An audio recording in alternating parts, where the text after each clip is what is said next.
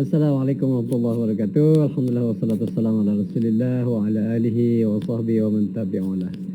Okey, kita mulakan kita punya program pada petang ini insya-Allah dengan membaca Ummul Kitab Al-Fatihah. Al-Fatihah. Auzubillahi minasyaitonir rajim. Bismillahirrahmanirrahim. Alhamdulillahirabbil alamin arrahmanir rahim maliki yaumiddin. Iyyaka na'budu wa iyyaka nasta'in. Ihdinas siratal mustaqim. Siratal ladzina an'amta 'alaihim ghairil maghdubi 'alaihim waladdallin. Amin. Apa khabar sahabat-sahabat semua? Mudah-mudahan semuanya sihat-sihat. Alhamdulillah. Okey, lama dah tak live.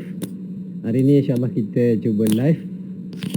Dan tajuk kita ni agak macam sensitif sikit khususnya bagi orang wanita.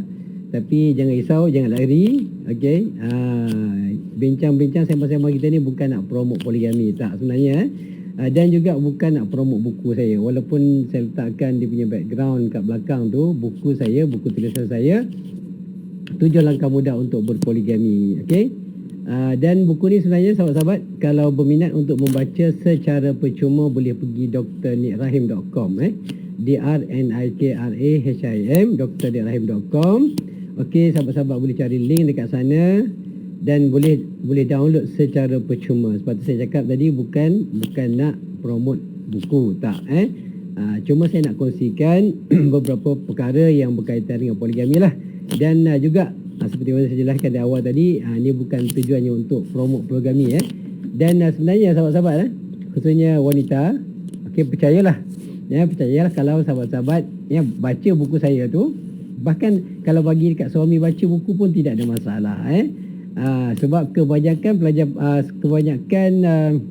pelajar memang budak-budak lagi mereka pun tak mesti untuk berkahwin dan kawan-kawan saya pensyarah-pensyarah dekat USIM pun kebanyakan setakat ini yang baca, dia bagi feedback bila saya tanya macam mana, dah ready bila dah baca buku 7 langkah mudah untuk poligami, dah tamat. Okey, majoriti mereka mengatakan bahawa tak sanggup. Kenapa mereka tak sanggup? Sebabnya syarat-syarat sebenarnya untuk berpoligami yang saya letakkan dalam buku saya tu, dia sangat-sangat ketat sebenarnya. Jadi poligami ni bukan satu perkara yang mudah. Okey, dan bukan satu perkara yang sebebas-bebasnya kita boleh amalkan. Walaupun hukumnya ada, walaupun hukumnya asal poligami itu harus, tapi bukan semua orang layak untuk berpoligami. Jadi kalau nak poligami boleh, tetapi syarat banyak. Ada paling kurang saya letakkan 7 langkah. Nampak je mudah sebenarnya. Saya letakkan tajuk dia. Saya letakkan tajuk 7 langkah mudah. Okey, sebenarnya bukanlah mudah. Tidaklah mudah. Banyak perkara yang perlu kita tengok, banyak perkara yang kita perlu perhatikan. Okey, banyak perkara yang perlu kita perhatikan. Maksudnya dia bukan hanya sekadar kita nak kahwin, nak seronok di dunia, tetapi sebenarnya dia ada tanggungjawab yang sangat besar di akhirat nanti. Nabi SAW bersabda yang bermaksud wanita, seorang lelaki yang berkahwin tetapi gagal berlaku adil di antara isteri-isteri dia, maka di hari akhirat jalannya sengit, kata Nabi SAW. Jadi kita tak nak lah. Kita tak nak bila kita kahwin tiba-tiba di akhirat nanti amalan banyak. Okey, amalan soleh banyak.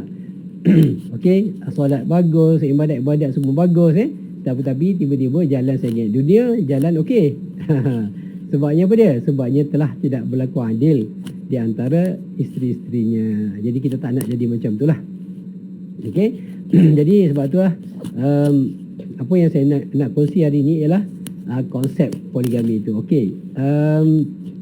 Baik sahabat-sahabat, kalau ada soalan boleh tanya. Saya tak pasti sahabat-sahabat boleh dengar dengan baik ke? Boleh dengar ke?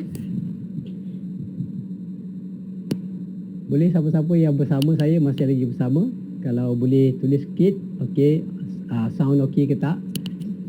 Okey, sebab saya tak dapat pastikan sama ada suara saya didengari dengan baik atau tidak. Boleh siapa-siapa sahabat yang ada yang boleh tulis sikit sambil-sambil kita sembang-sembang. Okey, jadi kalau tak ada tu saya assume suara saya didengari lah, insya-Allah. Baik sahabat-sahabat yang dah kasih sekalian, terima kasih banyak. Clear Ustaz, laju-laju bagi poin saya. Okey. Bagi poin laju-laju, sabar lah.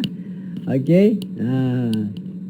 Baik, boleh, tak ada masalah. Okey, kalau nak laju lagi, sahabat kita saudara Rahman boleh pergi dekat drnikrahim.com. Okey, boleh pergi dekat drnikrahim.com. Okey. Boleh download secara percuma. Cari link dia agak serabut sikit sebab banyak dia punya konten kat dalam tu. So boleh pergi cari link. Okey, pergi cari link untuk dapatkan buku secara percuma buku e-book lah. E-book secara percuma. Ada 3 buku kat sana yang saya memang wakafkan, walaupun ada yang printed. Okey, yang printed pun ada. Okey, tapi kalau nak baca, okey, ni yang printed dia. Kalau nak baca yang secara online, boleh pergi drnikrahim.com, boleh download secara percuma. Kat sana boleh download secara percuma. Okey, ada 3 buku. Satu, 7 langkah mudah untuk berpoligami. Ni dia punya cover dia kat belakang. Kemudian ada buku Kenapa Saya Tidak Jadi Jutawan. Okey, dan satu lagi buku e-book Confirm Jadi. Okey. Sama-sama Encik Rahman, Tuan Rahman kita, sahabat kita. Terima kasih bersama. Baik, sahabat-sahabat. Sebagai mukadimahnya, okey, saya share daripada buku ni Saya share daripada buku saya ni. Okey, secara umumnya poligami ni tak ada beza dengan perkahwinan biasa.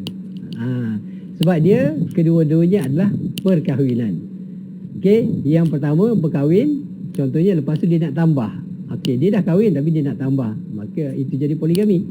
Okey, jadi secara umumnya syarat-syarat sama juga. Kalau yang pertama syarat dia contohnya mesti berkemampuan. Nak kahwin yang pertama pun kena ada kemampuan kan. Jadi kalau tak mampu, maka tidak layak dia untuk berkahwin. Kerana kalau dia tak mampu tu maksudnya dalam berbagai-bagai bentuk lah. Okey, ada kemampuan yang paling utama ialah kemampuan tentang apa dia? Tentang nafkah. Itu yang pertama sekali. Okey. Baik, kalau nafkah okey, saya ambil contoh yang mudah lah. Kalau dinilai ni, saya tinggal dinilai untuk seseorang itu berkahwin. Okey, untuk seorang itu berkahwin, dia perlu sekurang-kurangnya gaji 3,000. Itu untuk satu rumah Untuk satu rumah 3,000. Sebab apa? Sebab sewa rumah saja pun dah RM1,000. Contohlah contoh. Kemudian perbelanjaan, kalau belum ada anak mungkin 700-800 lah paling kurang duit dapur. Paling kurang ataupun mungkin lebih daripada itu. Ataupun katalah RM1,000 duit dapur Okey, so rumah dah RM1,000, duit dapur. Contohnya itu belum ada allowance untuk isteri. Itu untuk semata-mata survival saja, untuk makan minum dan basic dekat rumah dah RM1,000. Dah RM2,000 kemudian apa lagi? Apa dia yang perlu? Bil air, bil api, bil telefon, macam-macam lagi dengan kereta, minyak keretanya lagi, dengan tolnya lagi. Allahu Akbar. Banyak sahabat-sahabat. Jadi sekurang-kurangnya kena ada 3,000 untuk satu rumah, untuk berkahwin kali pertama. Baik. Kalau dia berhasrat untuk berkahwin lagi, dia kena ada sekurang-kurangnya, kalau tinggal dinilai lah contoh, ataupun dekat KL pun lebih kurang sama lah. Ataupun mungkin lebih lagi kos dia kan. Jadi kalau nak kahwin yang kedua, dia wajib ada 6,000. Okey, kena ada 6,000 baru boleh dia, dan berkelayakan sesuai hukum syarak. Ini cerita pasal hukum syarak sahabat-sahabat. Sebab kahwin ni bukan sahaja cara kahwin mudah-mudah, tak. Sebab kita bertanggungjawab di hadapan Allah Subhanahu Wa Taala. Masya-Allah, terima kasih bagi topik TikTok. Terima kasih sahabat. Alright, okey. Jadi kita nak kahwin kalau boleh, yang kita inginkan adalah kebahagiaan dunia dan juga di akhirat. Kita tak nak dunia saja kita seronok, dunia saja kita happy-happy kan. Tapi bila akhirat kita diseksa oleh Allah Ta'ala. Kenapa? Kerana kita gagal menunaikan tanggungjawab. Jadi sangat penting sahabat-sahabat. Jadi kalau nak 3 macam saya ni, kena ada sekurang-kurangnya RM9,000 tuan-tuan, sahabat-sahabat. Bukan senang bukan senang. Itu cerita bab apa dia? Itu cerita bab duit saja. Okey, ni ada soalan Apa hukum kahwin dengan janda orang? Kalau janda orang tak apalah. Jangan isteri orang. Yang tak boleh tu isteri orang. janda orang boleh kahwin, tidak ada masalah. Tapi antara anak dara dengan janda, yang mana lebih afdal? Okey. Sebenarnya kalau ikutkan hadis Nabi SAW, Nabi sebenarnya lebih menggalakkan kita berkahwin dengan anak dara. Sebab apa? Dia ada kelebihan-kelebihan. Nabi sebut dan antaranya ialah dia sebutkan sebagai antak rahiman. Antak rahiman tu maknanya dia lebih mampu untuk melahirkan lebih ramai anak. Kemudian itu di antaranya lah. Kemudian disebutkan juga dalam hadis yang bermaksud, maknanya bila kita kahwin dengan orang yang wanita yang belum lagi berkahwin ni, maknanya satu yang saya sebutkan tadi, dia lebih mampu untuk melahirkan lebih ramai anak. Sebab Nabi, inni mukatsirun bikum al-umam yaumul qiyamah, atau kama qala sallallahu. Sebab Nabi memang sangat bangga dengan umatnya yang ramai di hari akhirat. Jadi kalau kita kahwin dengan janda, khusus janda yang dah tua lah. Kalau janda muda tak ada masalah. Janda umur 20 tahun tapi dah jadi janda, tu tidak ada isu lah. Okey. Tapi kalau kahwin janda yang dah umur 40 tahun, jadi peluang untuk melahirkan anak yang ramai itu dah mungkin kurang lah. Kurang. Baik. Kemudian selain daripada tu, Nabi juga menyebutkan bahawa orang muda ni dia dari sudut mulutnya lebih manis. Maksud mulut manis macam mana? Maksudnya orang yang belum berkahwin, dia ada sifat malu lebih daripada orang yang dah kahwin, kebiasaannya. Kalau orang dah pernah kahwin, so dia tahu belaka. Dia dah ada banyak sangat pengalaman. Kemudian dia ada pengalaman dengan suami yang lama. Apatah lagi kalau dah kahwin 4-5 kali dah sebelum tu. Kemudian kita ada isteri yang ke-6. Contohnya isteri ke-6 tu maksudnya dah 5 kali dia kahwin, kemudian kita kahwin dengan dia, dan kita ada suami yang ke-6 bagi dia. Contohnya lah. Bukan serentak lah. Ini lepas cerai habis iddah dan sebagainya, kahwin balik lah. Okey. Jadi Nabi SAW menyebutkan lebih baik. Kenapa? Kerana wanita yang belum berkahwin, dia maknanya dia akan ada rasa malu tu lebih berbanding dengan orang yang dah berkahwin pada kebiasaannya. Jadi dia kurang sedikit kemanisan dia. Mana dia tak ada rasa malu-malu. Dia, orang kata kalau orang dah lama kahwin ni, orang dah ada, contohnya kita kahwin dengan janda, contohnya, minta maaf ya, bukan saya nak merendah-rendahkan janda, tak. Tapi ini apa yang disebutkan oleh hadis Nabi SAW. Nabi SAW pun kahwin kebanyakannya adalah janda kecuali Aisyah radhiyallahu anha. Jadi tidak ada isu untuk berkahwin dengan janda ni. Tapi Nabi sendiri lebih menggalakkan kita berkahwin dengan anak dara. Okey. Tetapi kalau anak dara itu, kalau contoh janda itu, janda yang maksudnya janda yang masih lagi muda, maka kemudian dia masih lagi boleh melahirkan anak, kemudian dia juga mempunyai akhlak yang baik, maka tidak ada masalah. Bukan diharamkan, tak. Okey, tetapi Nabi lebih menggalakkan kita berkahwin dengan anak dara. Okey. Jadi sama juga, sama ada kahwin yang pertama ataupun berkahwin dengan yang kedua. Baik. Sebab dalam perkahwinan, sahabat-sahabat, dia tidak syarat, dia tidak ada syarat. Okey, dia tidak ada syarat untuk kita berkahwin dengan janda. Tidak ada syarat. Maksudnya kita tak boleh nak kata dah nak kahwinlah dengan janda. Kenapa pula nak kahwin dengan janda? Kalau kita memang suka dengan anak dara, kahwin dengan anak dara tidak masalah. Sebab itu hukum syarak membenarkan. Tapi syarat tadi, asas tadi ialah pertamanya mesti ada kemampuan. Tak ada kemampuan, haram kahwin. Itu saya jelaskan. Dalam buku ni pun saya tuliskan. Kalau seseorang lelaki dia nak berkahwin, contoh macam saya sebut, dia gaji yang sepatutnya adalah 3,000 sebulan. Dia ada 1,000, dia dah kahwin. Kemudian gaji habis 3,000. Kemudian kalau dia nak kahwin, dia wajib mencari 3,000 lagi tambahan. Tak kisahlah macam mana pun, jangan mencuri, jangan merompak dah, jangan rasuah dah. Okey. Carilah duit. Okey, carilah kerja secara part time ke ataupun buat bisnes sehinggalah dia dapat 3,000 tambahan, barulah dia dari sudut itu boleh dia berkahwin. Maknanya dia dah ada kemampuan lah. Itu baru satu sudut. So ada sudut-sudut yang lain. Selain daripada itu, kalau kita nak kahwin juga antaranya ialah dari sudut kemampuan secara fizikalnya. Maksudnya apa dia? Maksudnya kalau kita sendiri tak mampu untuk menunaikan tanggungjawab kepada isteri yang pertama dari sudut nafkah batinnya contohnya, maka juga haram untuk kita berkahwin isteri yang kedua. Sebab kalau kita dah gagal untuk melaksanakan tugas, nafkah batin tak boleh nak bagi, contohnya kerana lemah syahwat, contohnya contoh ni straightforward sebab ini cerita pasal bab kahwin. Dia khususnya yang mendengar ni, khususnya lah kalau yang mendengar ni kanak-kanak, minta maaf lah. Okey, saya assume semuanya dah dewasa lah. Okey, so maksudnya kalau ada masalah lemah syahwat, okey, mati pucuk dan sebagainya, maka dia haram untuk berkahwin dengan isteri yang kedua.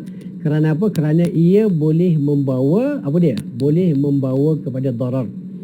Darar apa dia? Darar itu adalah satu perkara yang memudaratkan. Jadi apa saja yang kita buat, kalau ianya memudaratkan diri kita sendiri dan juga memudaratkan orang lain, maka hukumnya adalah haram.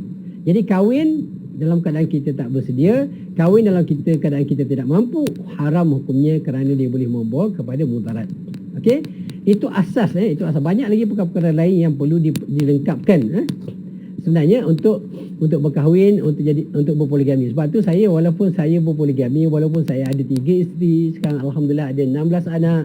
Okey, tetapi bila saya pesankan anak, kalau boleh elakkan berpoligami. Sebab poligami ni masya-Allah sahabat-sahabat, kalau belum kahwin kita rasa seronok, memang seronok, memang tidak nafikan kita seronok, sebab keseronokan tu dia berbeza-beza. Okey, contoh sekarang saya berada di rumah yang pertama. Ini giliran, minggu ni memang giliran yang pertama. So basically my wife dia tak kacau, boleh kata tak kacau langsung, sebab dia ada urusan dia sendiri, saya pun ada urusan saya sendiri.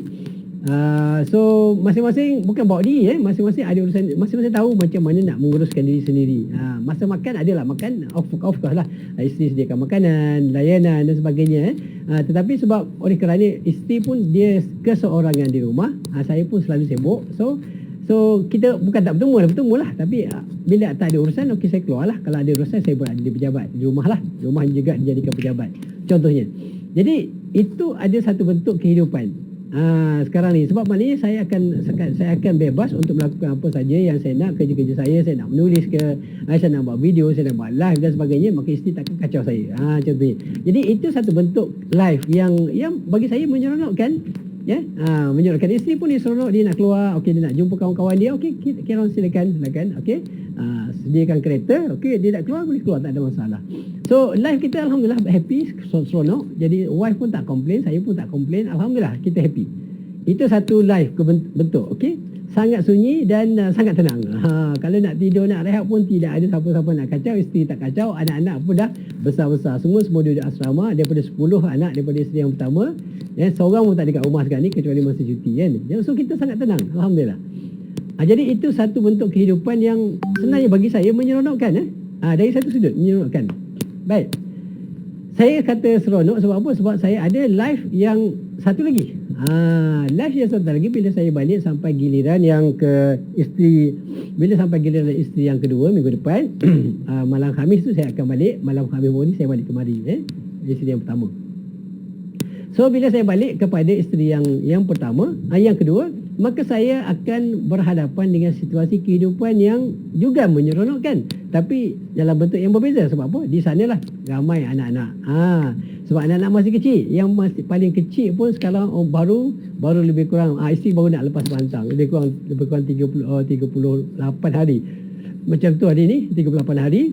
Okey, belum lagi cukup 40 hari. Itu anak yang paling kecil lah, 38 hari kan. So bila kita balik tu kita rasa muda balik. Sebab apa kita rasa muda? Sebab kita boleh tengok baby. Kalau kita kat luar, contoh kalau saya pergi klinik dengan wife, okey, dengan isteri yang kedua, orang akan tanya apa dia? Ini you punya cucu ke? Orang kata cucu. Cucu, saya kata cucu pun cucu lah. Boleh lah.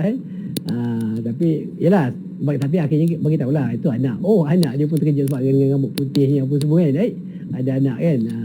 So tapi itulah faktanya. Dia keseronokan. Jadi seronok, seronok. Kemudian okey, bulan depan insya-Allah dalam sekitar 15 hari bulan, isteri daripada Brunei akan datang ke Malaysia untuk bercuti.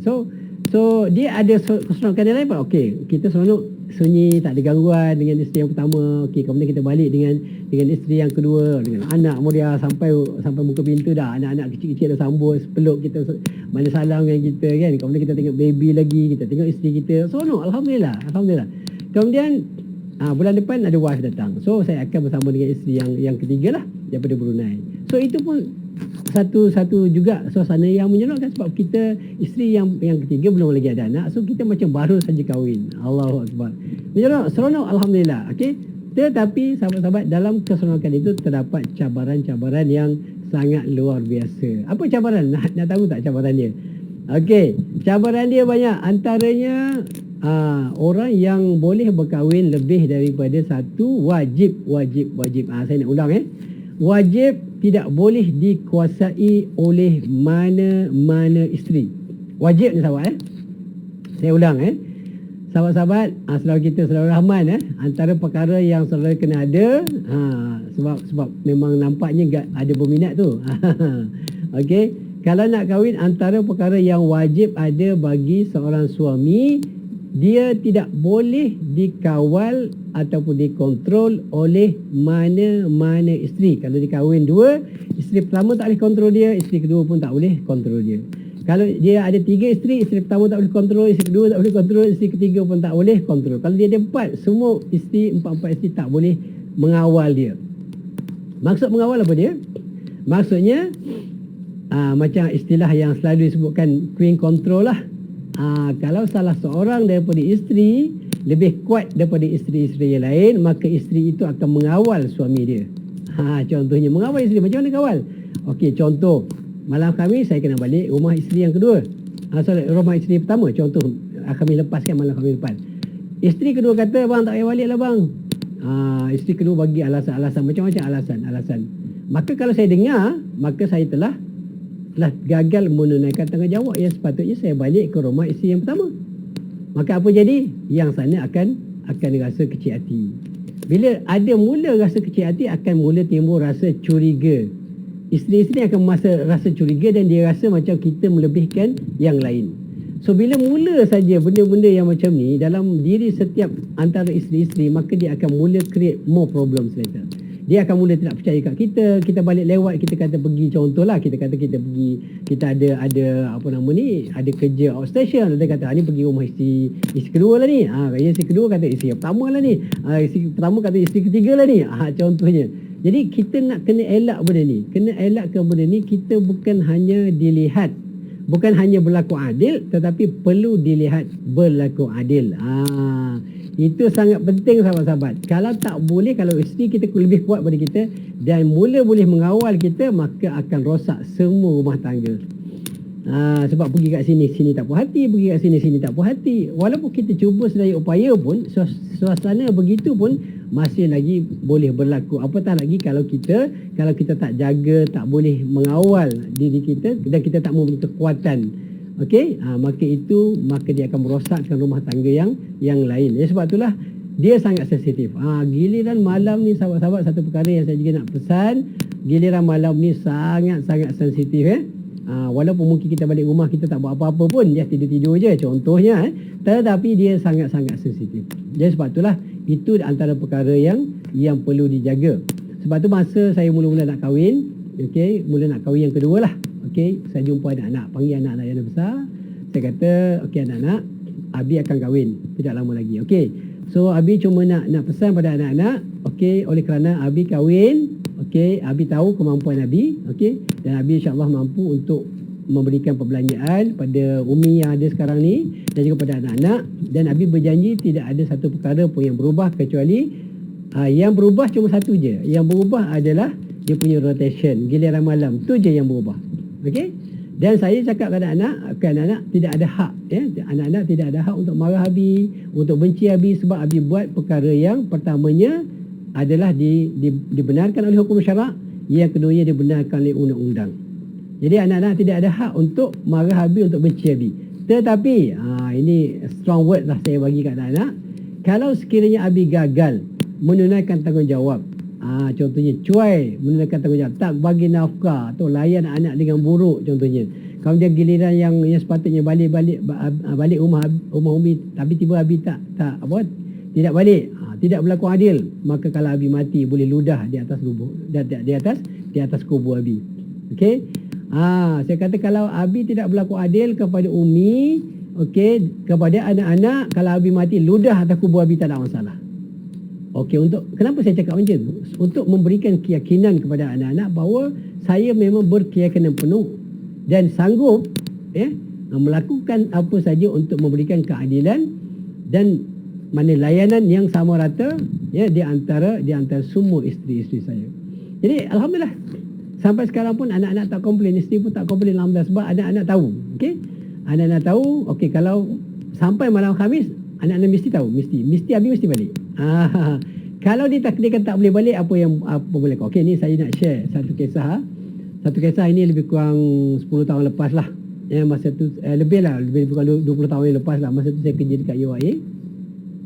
Jadi giliran ni bermula waktu malam tau. Giliran biasa berlaku selepas waktu Isyak. Jadi siang tu kadang-kadang kalau ada urusan tertentu, saya mungkin singgah di mana-mana rumah lah. Okey, tanpa melibatkan giliran. Dan satu hari tu saya singgah dekat rumah isteri yang kedua kerana kepenatan. Singgah sekejap kerana ada urusan. Kemudian tapi sangat penat. Lepas maghrib saya rasa nak rehat sekejap. Okey, sebab lepas Isyak saya nak balik. Okey, saya pun pesan dekat isteri yang kedua, okey, abang nak rehat sekejap. Okey, nanti pukul 8.30 macam tu Isyak kejutlah. Okey, sebab abang nak balik kan.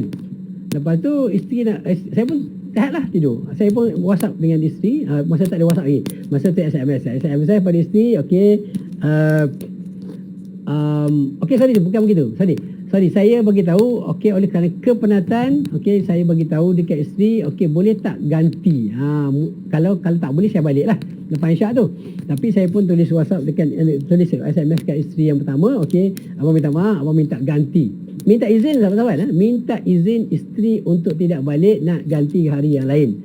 Sebab apa? Sebab hari itu sangat-sangat penat. Lepas tu saya pun dah hantar SMS, saya pun tidurlah. Dan tadi dah pesan kepada isteri untuk kejut, Isyak kejut. Tapi dia nampak saya penat sangat. Isteri yang kedua tu dia biarkan saya tidur sampailah pukul 1 pagi. Pukul 1 pagi saya bangun tersedar, buka SMS tengok tak jawab. Alamak, tak jawab pula isteri ni. Kan? Jadi saya assume bila tak jawab tu maknanya isteri tak setujulah. Maknanya dia nak balik jugalah. Okey, saya pun baliklah. Saya beritahu dekat isteri yang kedua, okey, abang kena balik sekarang. So pukul 1 pagi saya start kereta balik. Rumah tak adalah jauh, dalam 10 minit macam tu 10-15 minit lah daripada rumah yang pertama kedua kan. Sampai rumah, isteri yang pertama kata, kenapa abang balik? Saya pun tengok balik dekat isteri saya, kenapa tak beritahu kata okey, tak jawab dia SMS. Jadi itu nak cerita yang sahabat-sahabat, mana seriusnya saya untuk berlaku adil. Sebab dalam perkahwinan ni sahabat-sahabat, kalau kita just kahwin untuk seronok-seronok, suka-suka, kita tak peduli sangat pasal adil tak adil ni. Apa isteri kita boleh buat? Ni cerita apa isteri kita boleh buat? Dia nak marah-marah lah, lantak lah. Contoh Kalau kita tak prihatin lah pasal hukum hakam dan sebagainya, maka kita kahwin, kalau isteri nak marah lah. Okey, marah. Kalau marah dia pergi. Macam Piramli cakap lah. Bila isteri yang pertama merajuk, pergi isteri kedua kan. Tapi itu tidak boleh dia amalkan. Okey, sebab konsep dan prinsip saya adalah simple. Kalau hak itu adalah hak isteri yang pertama, maka wajib balik dalam apa saja keadaan kecuali dengan izin dia. Suami minta izin dengan isteri. Biasanya isteri yang minta izin pada suami, tak. Dalam keadaan tertentu wajib si suami meminta izin dan kebenaran kepada isteri dia untuk tidak balik pada malam tu dan nak ganti pada waktu yang lain. Bukan mudah sahabat-sahabat. Bukan mudah. Kalau kita nak berlaku adil, sangat-sangat payah sebenarnya. Okey. Jadi begitu jugalah kalau antara, selain daripada kita memang perlu perlu beri perhatian pada giliran dan sebagainya, kemampuan kita untuk mengawal diri dan mempunyai prinsip yang teguh yang tidak boleh dipengaruhi oleh mana-mana isteri. Kita juga perlu ada kesabaran yang sangat-sangat luar biasa untuk berpoligami sahabat-sahabat. Bukan mudah. Okey, sebab cabarannya sangat hebat. Kalau seorang isteri pun masya-Allah bukan main payah nak jaga, apatah lagi kalau nak jaga 2-3 isteri, sebab 3 isteri 3 hati, 3 perasaan, 3 keperluan, 3 kehendak. Dia tak sama. Yang ni suka yang macam ni, yang ni suka merah, yang ni suka coklat, yang ni suka purple, contohnya kan. So kalau beli baju tu kena pastikan warna-warna yang berbeza. Tak boleh warna satu je. Tak boleh. Tu kena tanyalah tu. Kena faham lah. Okey, contohnya. Jadi bukan senang. Dan bila belanja ni sahabat-sahabat, okey, contoh ginilah. Contoh hari ni saya rasa nak makan kambing lah, makan kambing. Katalah nak makan kambing bakar bersama isteri yang pertama. Okey. So saya dah kena fikir ni. Dah kena fikir ni. Bila nak beli kambing bakar ataupun yang setaraf dengannya untuk isteri yang kedua dan juga isteri yang ketiga. Cuma isteri yang ketiga ni tunggu masa lah sebab dia berada dekat Brunei. Jadi payah jugalah. Payah juga nak aturkan. Tapi bila sampai masa dia akan dapat. So saya kena fikir, kalau saya kata nak makan pizza gini dengan isteri kedua contohnya. So saya kena fikir bila masa yang saya untuk beli pizza untuk isteri yang pertama pula. Dia macam tu. Kalau musim durian, okey, hari ni saya beli durian untuk isteri yang pertama. Makan pulut durian contohnya. Belilah 100-200 contohnya sebab keluarga yang besar. So saya kena fikir pula 100-200 untuk rumah yang kedua. Itu nak ceritanya sahabat-sahabat ya. Dari sudut pembelanjaan pun dia sangat besar sebenarnya. Sebab bila kita spend dengan isteri pertama, wajib kita spend jumlah more or less lebih kurang sama mengikut keperluan. Kalau anak tak ramai, so mungkin kos ataupun jumlah yang kita beli sikit lah. Okey, tapi bila anak yang besar, kena gandakan lah. Kalau anak ada 7-8 orang dekat rumah, so kalau kita beli durian mungkin sampai 300 baru cukup contohnya. Kalau isteri yang pertama contohnya tak ada anak kat rumah kan, so mungkin 100 pun dah cukup untuk makan 2 orang atau 3 orang kan. Contoh. Jadi itu di antara perkara-perkara yang sangat sebenarnya sangat mencabarlah sebenarnya. Bukan senang sahabat-sahabat. Seronok macam saya sebutkan tadi, sangat menyeronokkan. Tetapi dalam masa yang sama dia bukan datang secara percuma. Keseronokan itu datang dengan harga yang sangat mahal sebenarnya. Okey, baik sahabat. Okey, sahabat kita Rahman Azza'i. Ada kata Ustaz, saya 31 umur, pendapatan 29K, tapi perkahwinan lepas 5 tahun rasa tawar. Macam mana ya? Okey. Baik sahabat-sahabat, masya-Allah sahabat kita punya pendapatan yang besar. So dari sudut kemampuan tidak boleh dipertikaikanlah. Kalau nak kahwin lagi tidak ada masalah. Baik, dia gini. Dalam perkahwinan ni sahabat-sahabat, kita mesti ada matlamat tertentu. Dalam apa saja kerja pun kita ada set matlamat kita. Matlamat kita bila kahwin adalah untuk dapatkan mawaddatan warahmah. Mawaddah, kasih dan sayang. Kita nak kehidupan kita bila kita kahwin, kita dapat kasih sayang tersebut. Kita akan dapat kenikmatan berkahwin tersebut. Kita dapat isteri kita layan kita dengan baik. Isteri kita hormat kita, isteri kita tunaikan tanggungjawab dengan sempurna, isteri kita tidak mengaibkan kita, isteri kita tidak mengangkat suara dengan kita. Itu yang kita nak bila kita kahwin. Sama juga seorang isteri bila kahwin, dia nak suami yang bertanggungjawab, memberi nafkah kan, menjaga dia, memberi nasihatkan dia. Cuma dia nak hidup dalam keadaan aman, dia kena mana dia ada protection, ada perlindungan, dia rasa secure, kita jaga dia, kita jaga maruah dia dan sebagainya. Ini perlu ada kalau kita berkahwin. Baik, kalau sekiranya benda ni tak wujud, cuba perbaiki. Cuba cari jalan macam mana kita nak dapat mawaddah rahmah itu. Sebab ini matlamat dia. Ini matlamat. Kalau kahwin tanpa ada mawaddah, tanpa ada kasih sayang, apa arti satu perkahwinan? Tawar, macam sahabat kita sebut, tawar, tidak ada sesuatu benda yang kita dapat. Maknanya kita rasa tak happy. Kita kahwin tapi isteri ada kat rumah tapi kita tak happy. So kita kena usaha mencari punca-punca dia. Okey? Sebab dia puncanya banyak bergantung kepada beberapa dia punya suasana keadaan. Kadang-kadang perasaan, kadang-kadang mungkin sebab tu saya tidak boleh membuat judgement. Saya tak boleh nak kata isteri yang silap, saya tak boleh nak kata suami yang silap. Okey, cuma kita masing-masing suami isteri cuba melihat diri kita, di mana masalah kita. Kenapa suami contohnya tawar dengan kita? Kenapa suami tidak rasa, tak nampak seronok, gembira bila bersama kita? Kenapa isteri maknanya tawar. Maknanya cold, very cold. Maknanya tak layan kita dengan baik. Dia biasanya ada punca-punca yang tertentu. Jadi kalau contoh kadang-kadang isteri dia sangat sensitif. Dia mudah terasa. Dia kadang-kadang isteri juga kadang-kadang dia amat emosi. Okey. So kadang-kadang dia dengar. Contoh dia dengar ya. Bukan lagi maknanya buat dengar je ada kawan, suami dia berkawan dengan wanita lain. Itu dengar saja. Benda itu belum lagi pasti betul ke tak. Ini pun isteri dah mula tunjukkan emosi yang sangat tidak stabil kat rumah. Mula tak nak layan kita, mula cakap kasar dengan kita. Ini contoh. Jadi sebagai suami dia kena perbetulkan benda ni. Kena pastikan betul maknanya tidak berlaku. Ini cuma rumus dan minta isteri supaya beri keyakinan kepada suami. Contohnya. Itu antara satu sebab lah. Mungkin banyak sebab-sebab lain. Dan kadang-kadang isteri contoh dia harapkan suami dia bantu dekat rumah, tapi suami memang dia paling penat, dia memang tak mampu nak bantu contohnya. So berikan kefahaman, okey, contohnya dengan isteri, okey. Jadi masalah rumah tangga ni dia kena duduk berbincang. Dia tidak boleh ambil keputusan lantak kau lah, tak boleh. Dia kena cari jalan, cari usaha. Jadi cuma saya tidak boleh nak memberikan jawapan secara direct sebab saya tidak tahu apa suasana yang berlaku. Okey, tetapi kalau sebelum kita pergi kepada langkah seterusnya, maksudnya kalaulah Saudara Rahman memang berhasrat untuk berkahwin. Ini sebab dia kahwin dah 5 tahun, dia boleh kahwin tapi tidak ada mawaddah warahmah itu. Maka bagi saya, kalau dah berbagai-bagai usaha telah dilakukan, untuk mendapatkan perhatian daripada isteri, kemudian nak rasa mawaddah rahmah itu tapi tak datang juga. Cuba berbagai-bagai cara, mungkin pergi mendapatkan khidmat nasihat dan sebagainya, cuba duduk bincang, contohnya kan.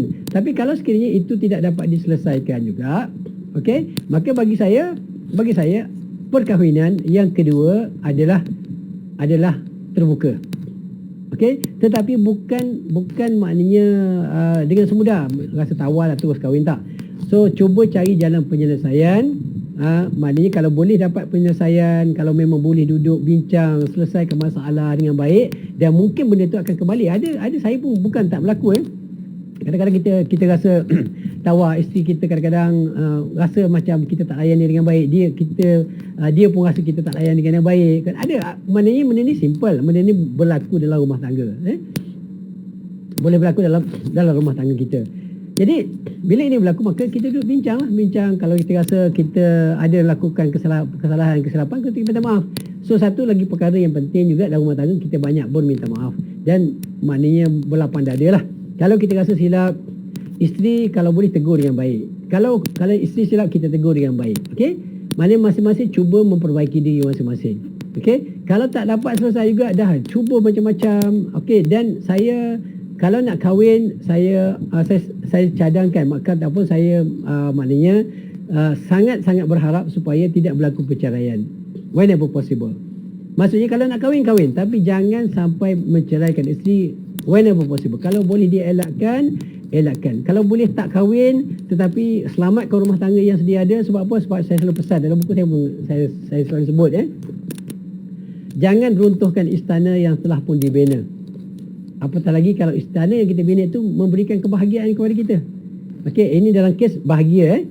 Sebab bila kita runtuhkan satu rumah tangga, untuk membina satu rumah tangga yang belum ada kepastian sama ada kita mampu untuk bahagia atau tidak, adalah satu risiko yang sangat tinggi. Jadi sebab itulah, kalau kita dah bahagia sekarang dengan isteri yang pertama, dan kita tak ada sebab yang sangat kuat untuk kita berkahwin, maka usah berkahwin, usah runtuhkan. Apatah lagi kalau nak kahwin tu menyebabkan dia kena cerai isteri yang pertama contohnya, maka bagi saya itu is not advisable.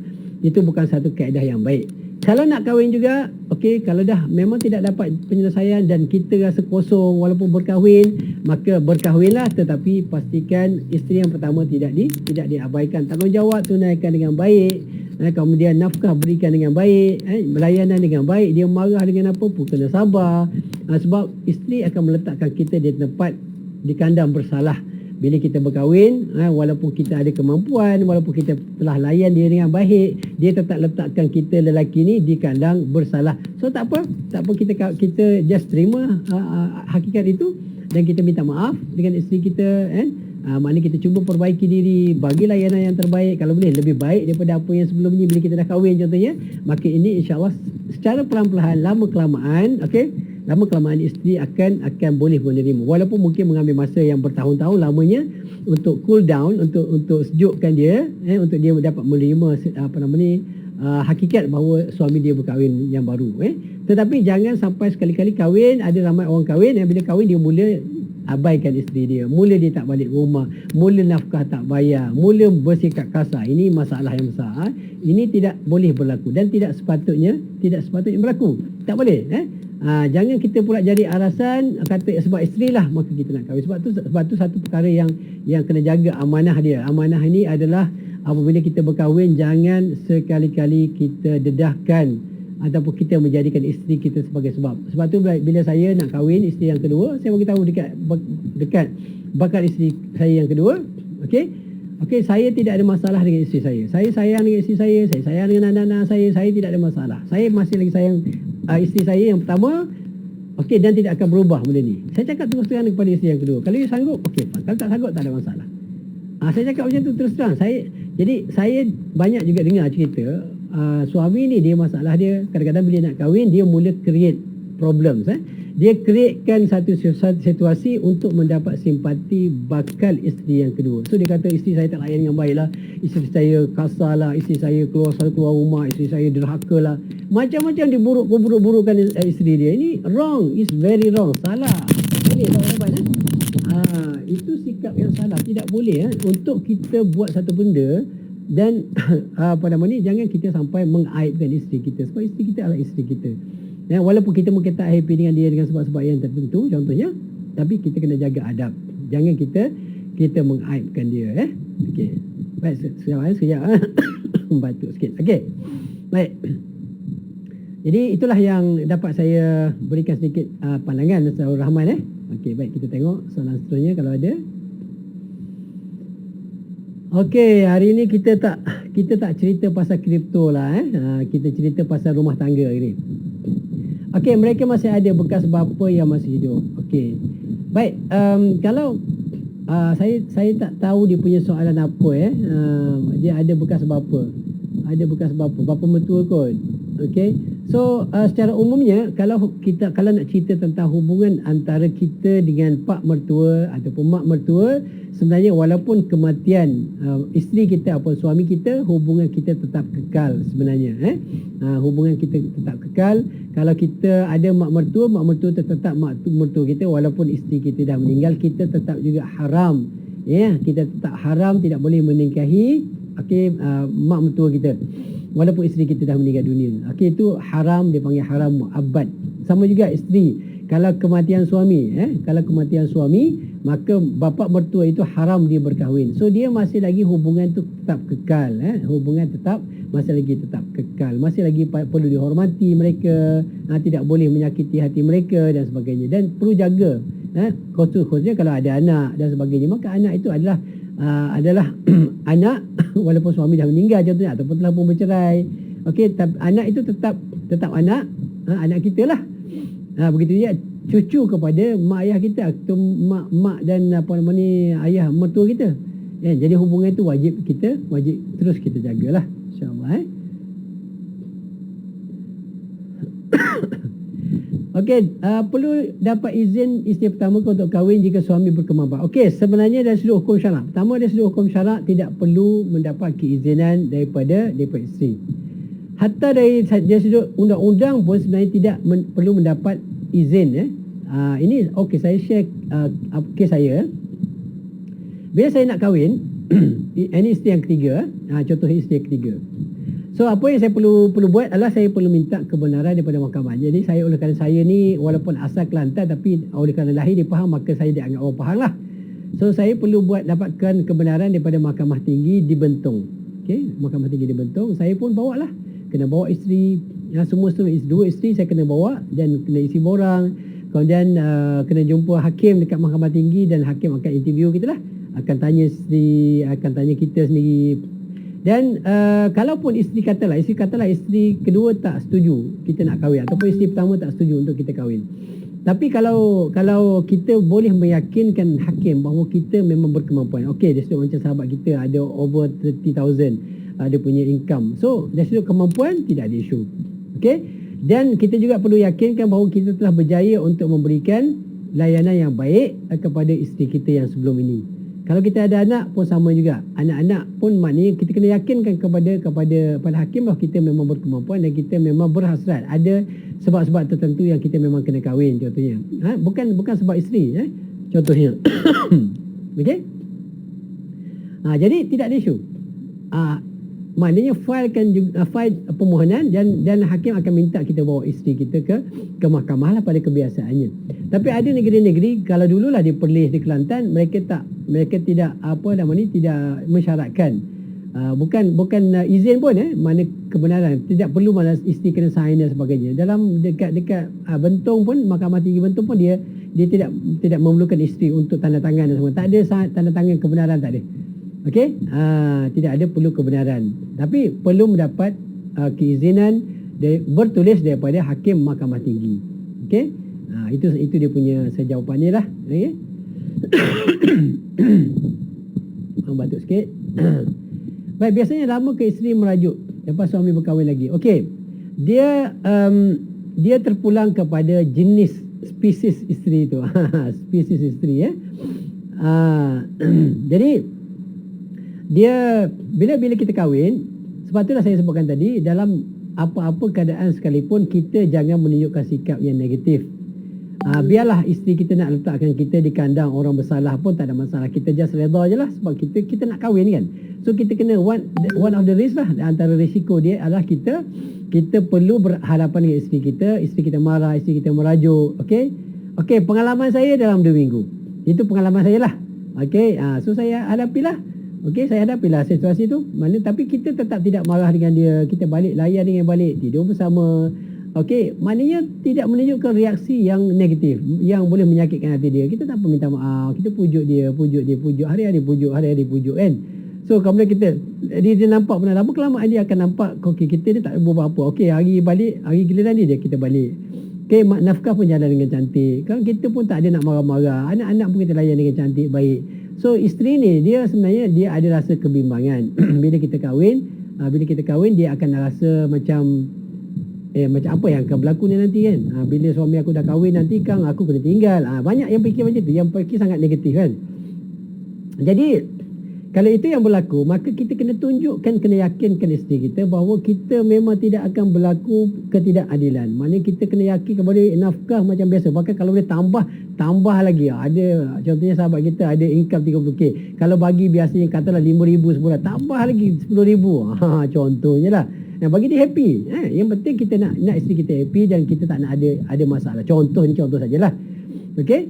Jadi itu mungkin kaedah yang mungkin berkesan untuk kita pujuk isteri kita. Contohnya kan. Baik, seterusnya. Cuma sebelum kahwin tu terjanji dengan isteri pertama, tak kahwin lain. Okey, ginilah. Secara umumnya bila kita berjanji, kita wajib menepatilah, secara umumnya begitu. Tapi dalam kehidupan kita ni ada perkara-perkara yang kadang-kala kita tak dapat jangka ianya berlaku. Okey, kalau mungkin isteri kita dah kahwin tapi kita dalam keadaan bahagia, mungkin tidak ada sebab untuk kita kahwin. Tapi kalau kita kahwin tapi mawaddah rahmah itu tidak dapat. Sedangkan kita kahwin sebagai seorang lelaki yang masih lagi muda, baru 31 tahun sahabat kita kan. Jadi kita perlu orang yang betul-betul boleh memberikan kebahagiaan kepada kita. So benda ni berubah. Walaupun berdosa dari satu sudut, tetapi ada perkara-perkara yang kalau tidak berkahwin dia akan bawa mudarat pada kita. Maka di sini ada melanggar berjanji adalah haram hukum dia. Tetapi kalau tak kahwin boleh menyebabkan berlakunya perkara yang haram, maka dia pilih antara disebutkan oleh ulama sebagai akhafud dararain. Dua-duanya berdosa. Contoh, dua-dua membawa mudarat contohnya. Okey. Dia langgar janji, mudarat sebab dosa. Kemudian kahwin juga mudarat. Contohnya bawa mudarat. Tapi yang mana lebih ringan mudarat dia? Jadi kita ambil yang lebih ringan lah. Maksudnya kalau kita tak kahwin belum menyebabkan dosa, maka itu perlu diutamakan lah. Kahwin lah. Okey, tidak ada masalah asalkan kita memang boleh menunaikan tanggungjawab kita dengan baik dan sempurna. Okey, jadi minta maaf je lah. Minta maaf dengan isteri kita. Jadi abang terpaksa kahwin sebabnya dah kita pun dah macam tak saluan tapi cuba elakkan sedaya upaya untuk bercerai dan sebagainya, cuba elakkan. Tapi kalau isteri tak boleh terima, maknanya kena bincang lah betul-betul lah, kena bincang biar masak lah. Kalau ditakdirkan kata isteri pun dia pun rasa tak happy, so dia pun rasa macam tawar juga kehidupan dia dengan kita. So boleh bincang elok-elok dan boleh bercerai dengan cara yang paling baik. Okey, tidak ada masalah. Okey, sebab bercerai ni maknanya memanglah perceraian ni Nabi kata abghadul halal indallahi at-talaq. Maknanya perkara yang paling yang halal tapi paling dibenci oleh Allah Subhanahu Wa Taala adalah apa dia? Adalah at-talaq. Jadi kalau boleh elak berlakunya talak, elakkanlah. Terima kasih saudara Rahman, bagi hadiah. Okey, tak perlu bagi pun tak apa. Saya buat live ni bukan nak cari hadiah tak. Saya nak berkongsi sedikit sebanyak ilmu ataupun pengalaman yang ada bersama dengan sahabat-sahabat. Cuba semua kau. Okey, tak ada masalah.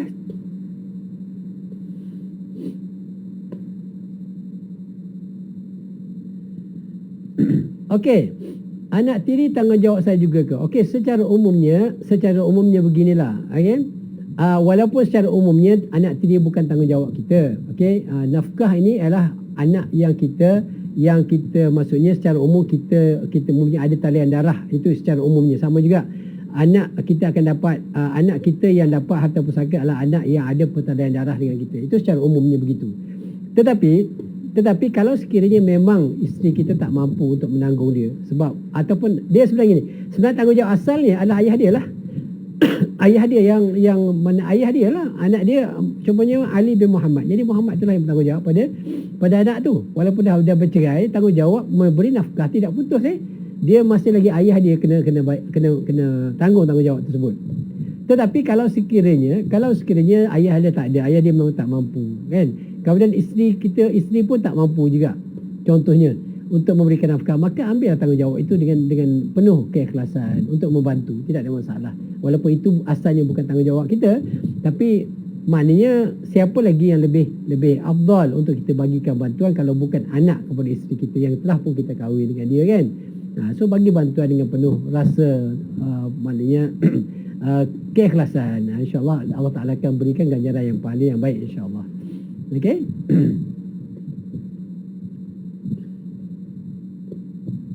Okey, ni soalan menarik juga. Macam mana bila balik raya? Bawa semua sekali, okey. Ini pengalaman saya. Saya buat rotation, saya buat giliran. Mana contohnya? Tahun ini beraya di rumah isteri yang pertama. Okey, tahun depan akan beraya rumah isteri kedua, kemudian selanjutnya rumah isteri yang ketiga. Baik, macam mana apa yang berlaku bila saya balik pada isteri yang pertama? Contohnya tahun ni raya saya balik rumah isteri. Yang isteri kedua saya akan bagi pilihan lah. Okey, biasanya isteri yang kedua ni akan minta untuk balik kampung. So saya hantar dia, ataupun kalau siapa-siapa ada keluarga dia yang boleh balik tumpah sekali, so dia akan balik beraya di kampung dia lah. Okey, dan saya akan beraya di rumah yang pertama contohnya. So tahun depan saya beraya di rumah yang kedua. So tidak ada masalah, masing-masing fahamlah dia punya giliran. Saya tidak bawa, kecuali ada masanya masa mak ayah saya masih ada, saya akan veto. Sebab tu saya kata, maksudnya kalau kita nak kahwin lebih daripada satu, kita kena ada kekuatan lah. Kita ada kekuatan, kita kena kata okay, this is non-negotiable. Saya kata untuk raya haji semua isteri kena balik rumah mak ayah. So non-negotiable, tidak boleh dibincang, itu mesti berlaku. Jadi sebab tu saya sebutkan. Jadi kalau kita bagi tahu nak, tapi isteri langgar kita, itu masalah lah. Tapi alhamdulillah ketiga-tiga isteri bila saya cakap okey kita kena balik kampung, mereka akan dengar dan taat. Dan alhamdulillah saya bersyukur pada Allah SWT kerana menggunakan isteri-isteri yang sangat hebat. Alhamdulillah yang sangat taat pada saya, yang jaga kebajikan saya. Syukur alhamdulillah, terima kasih adinda saya semua, alhamdulillah. Okey, sebab kalau kita bayangkan bila kita ajak isteri balik kampung, dia tak nak balik, dia berkeras tak nak balik. Wow, itu sungguh-sungguh mencabar kejantanan lah. Sebab tu bagi saya isteri, kita bukan maksudnya kita ada benda yang kita boleh bincang. Ada benda yang kita boleh bincang, kita boleh bertukar pandangan, bahkan kita pun minta pandangan mereka, isteri-isteri kita, kan. Tapi ada masanya kita kena guna veto. Orang kata non-negotiable. Balik kampung raya haji wajib untuk semua isteri. So baliklah semua. Sewa kereta, kalau tak cukup kereta kan, tambah sebab keluarga besar kan. So beli sewa lah van apa semua, bawa balik semua dua-dua. Sebab jarang berlaku berkumpul 3 orang. Biasanya isteri yang pertama kedua dia berkumpul. So balik raya kita bawa sama-sama. Itu cara saya lah. Okey. Baik. Power dia tak adalah power sangat, tapi terpaksa lah. Sebab bila kita kahwin lebih daripada satu ni, dia kena jaga banyak benda lah. Maknanya dia sangat sensitif.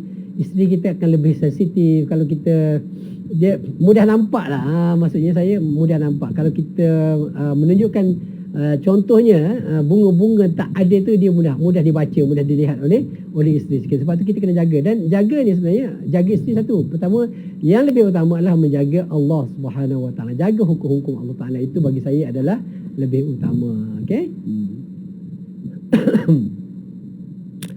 Terima kasih Zuk. Okey, untuk bantu FYP kan. Okey Rahman, saudara Rahman. Okey, sama-sama. Terima kasih juga hadiah-hadiah diberikan. Walaupun saya memang tidak mengharapkan hadiah-hadiah tu, tapi really appreciated. Okey, terima kasih banyak. Alright. Mudah-mudahan saya doakan yang terbaik untuk saudara Rahman, insya-Allah.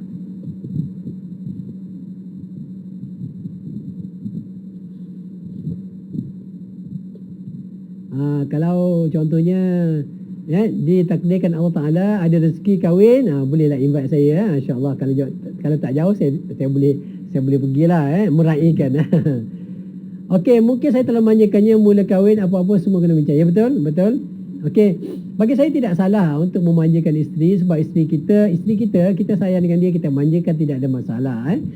Cuma betul juga, ada juga kadang-kadang kalau kita terlalu memanjakan, kita ikut je semua. Okey, tanpa tarik tali pun nak apa bagi, dah duit ada kan, nak bagi. Kadang-kadang dia boleh menyebabkan kita payah untuk mengawal isteri kita, sebab apa yang nak semua kita bagi. Ada masa-masanya kita kena letak, kata orang, ada sedikit restriction lah. Okey, isteri nak, kita mampu, tapi kita katalah dia dah ada berdozen-dozen kasut, sebagai contoh lah, sebagai dozen kasut. Dah banyak kasut, kau dah pergi nak shopping lagi. Kita boleh cakap, okey, ini adalah satu bentuk pembaziran. Walaupun Allah tak nak bagi rezeki kepada kita, saya mampu nak bagi awak duit, tak ada masalah. Tapi apa perlunya beli begitu banyak? Itu adalah pembaziran. So lebih baik kita buat benda-benda yang lebih bermanfaat untuk hantar akhirat. Contohnya, banyak bawa isteri-isteri ke syurga. Bawa ni pesan pada isteri kita supaya lebih ingat akhirat. Lebih suka membantu orang. Contohnya itu lebih utama daripada kita beli kasut 200-300, contoh 400-500 satu kasut, contohnya lah.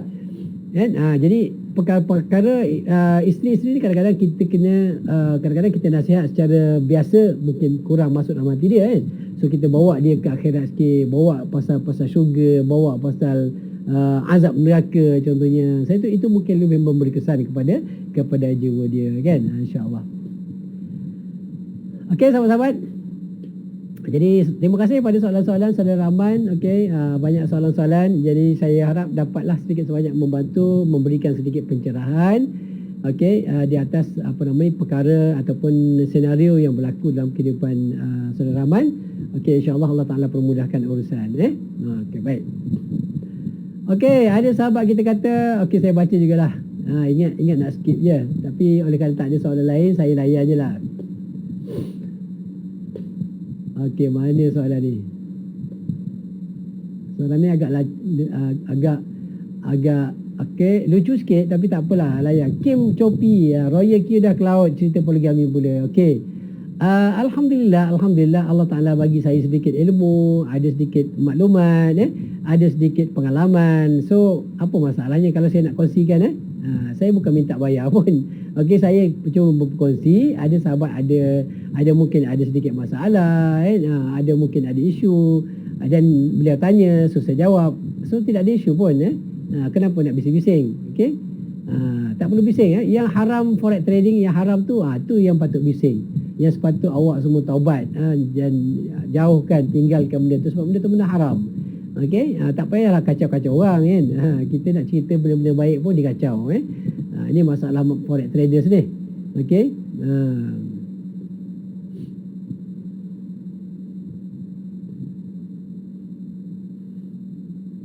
Tasmimi, waalaikumsalam. Okey sahabat-sahabat, masih lagi waalaikumsalam, masih lagi bercerita tentang poligami.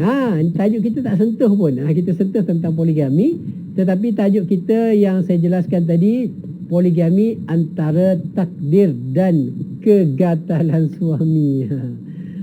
Okey, siapa sebenarnya perlu dipersalahkan? Perlu tak? Siapakah yang salah kan? Okey, bagi saya tidak ada siapa yang salah. Okey. Kalau kita kata takdir, ada orang kata kalau tak menggatal tak menjadi. Contoh kan.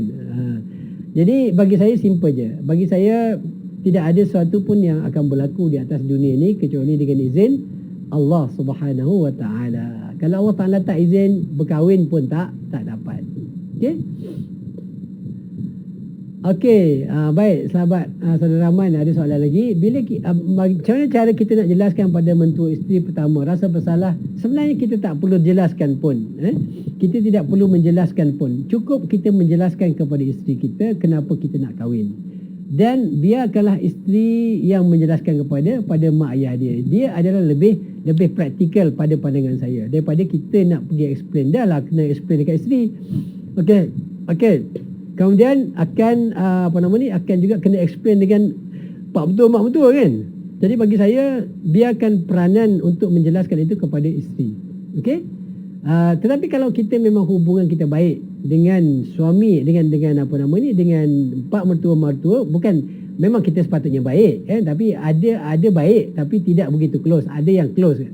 So kalau kita rasa close, kita boleh bincang, okey ayo boleh bincang, boleh jelaskan dan tidak perlu meminta kebenaran. Okey, tidak perlu.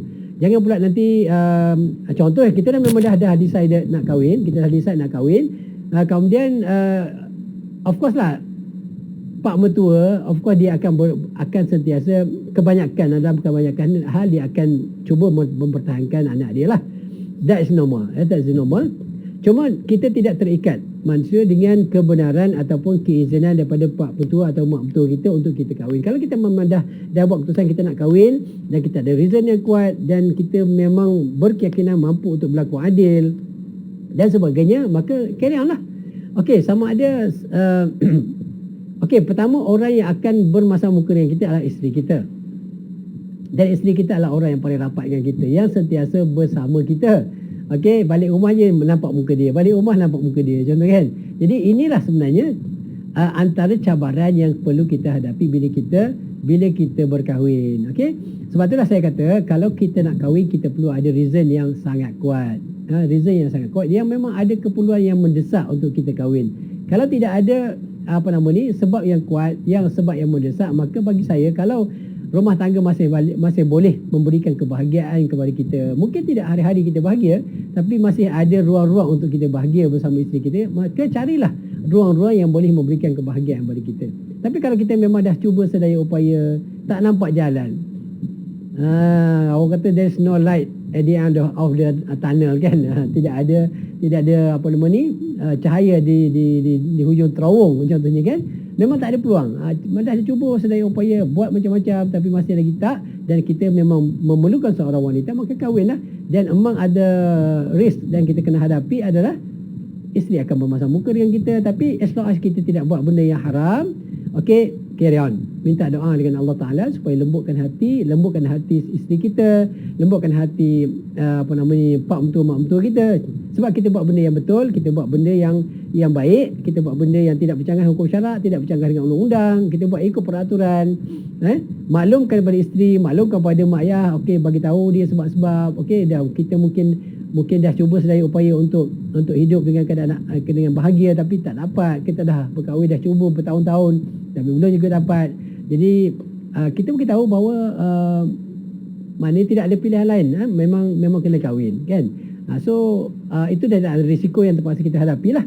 Jadi kita tidak boleh nak elak orang daripada tak happy dengan apa yang kita buat, asalkan apa yang kita buat adalah tidak bercanggah dengan hukum syarak dan juga hukum dunia.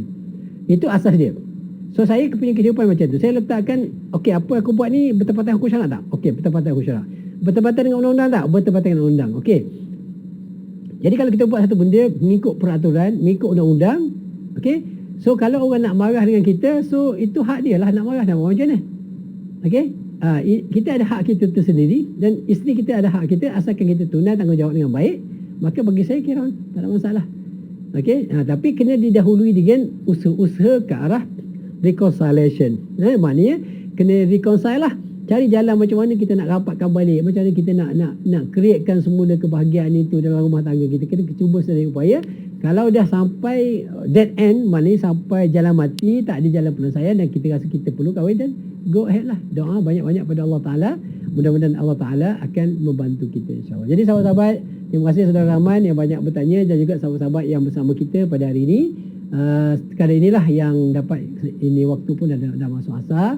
Jadi sekadar inilah yang dapat kita bersama pada hari ini. Mudah-mudahan ada kebaikan insya-Allah. Jadi itu saja sahabat-sahabat. Minta maaf kalau tersalah dan tersilap. Okey, yang baik daripada Allah SWT, yang lemah yang kurang minta maaf banyak-banyak. Aku qauli hadza wa astaghfirullah li wa lakum. Wassalamualaikum warahmatullahi wabarakatuh. Subhanallah wa bihamdihi, subhanakallahumma wa bihamdika asyhadu an la ilaha illa anta astaghfiruka wa atubu ilaik. Wal 'asri innal insana lafi khusr illa alladhina amanu wa 'amilus shalihat wa tawassaw bil haqq wa tawassaw bis sabr. Wassalamualaikum warahmatullahi wabarakatuh. Terima kasih banyak. Syukran. Terima kasih Saudara Rahman.